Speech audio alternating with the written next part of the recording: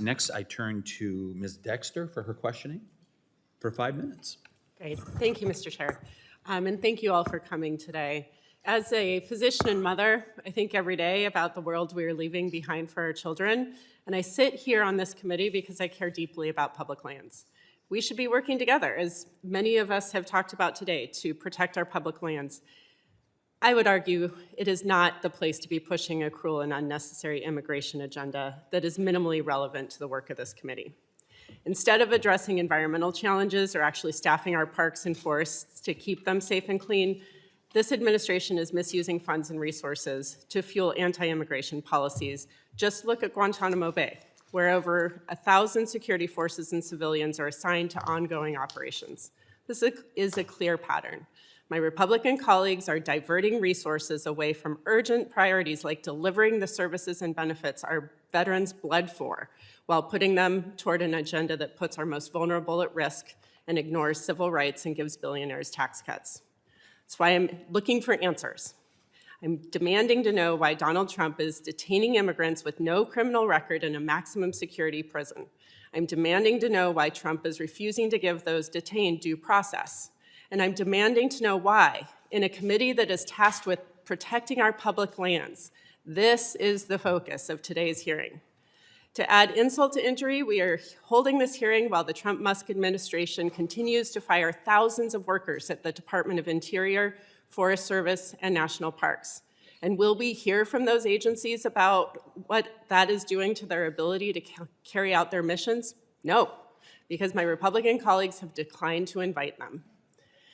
It is my understanding that last Congress, the U.S. Forest Service testified before this committee that implementing the legislation before us today would require an upfront investment of $40 to $60 million, plus annual maintenance costs of up to $280,000.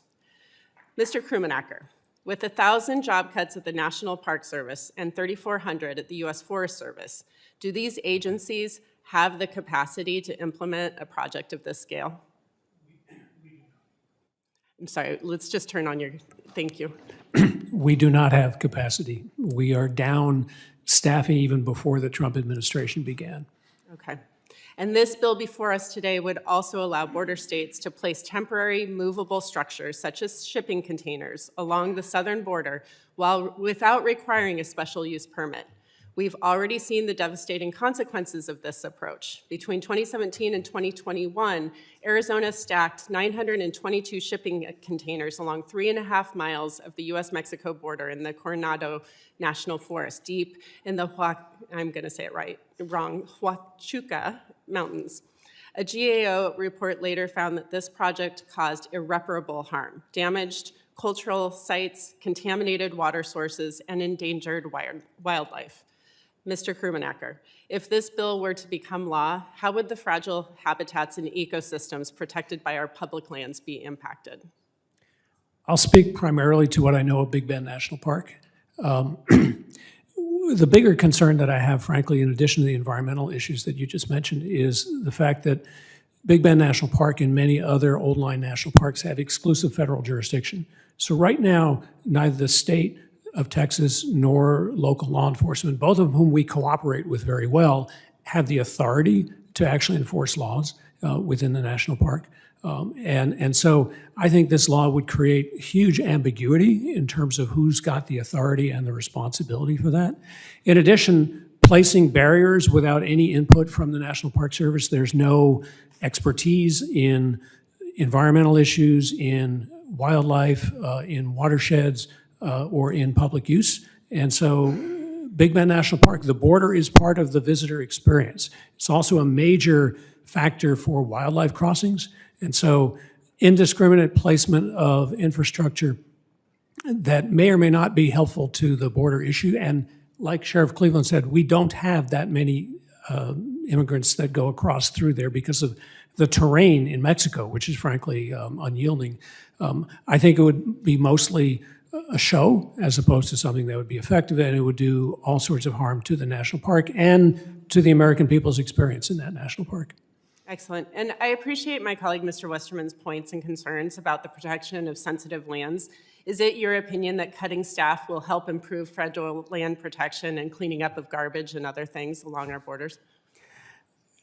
Trash is not merely an immigrant problem. It's a problem whenever there are people on the border. So Big Bend National Park and other public lands have trash challenges, and we don't have enough people. And so I know, at least within the area that I was responsible for, we didn't see large piles of immigrant trash. We had trouble collecting the trash that the visiting public generated, and Big Bend National Park had a landfill inside the national park, one of only two that does. So lowering the amount of trash is an excellent idea. I don't see how creating more penalties on those who already are violating the law by dropping trash in national parks, whether they're American citizens, visitors, or they're immigrants. I don't see how that will make a difference. Having enough people to actually collect the trash and to enforce the existing laws, that would make a huge difference. Thank you. I yield back, Mr. Chair.